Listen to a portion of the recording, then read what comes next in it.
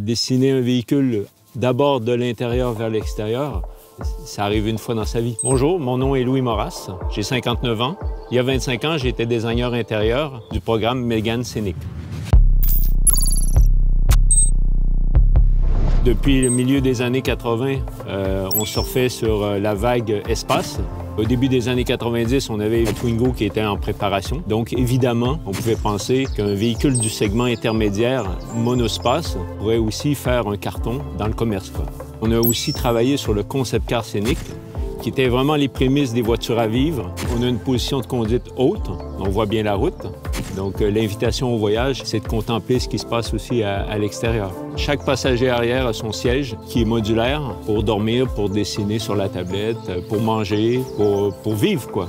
Au niveau couleur-matière, on n'était pas sur des gris, on n'était pas sur des noirs, on avait beaucoup de couleurs. On a un toit ouvrant, la luminosité, vraiment très important pour tous les passagers. C'est vraiment un véhicule qu'on a dessiné de l'intérieur vers l'extérieur. On donne la priorité à tous les passagers. C'est pas une punition d'être assis derrière dans un Scénic.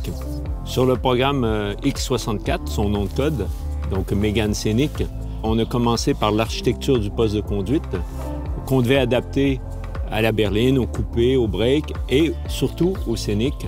On était à l'apothéose des voitures à vivre dans les années 90 chez Renault. Suite au succès de Scénic 1, Scénic 2 et Scénic 3 ont poussé les murs, si je peux dire, du concept.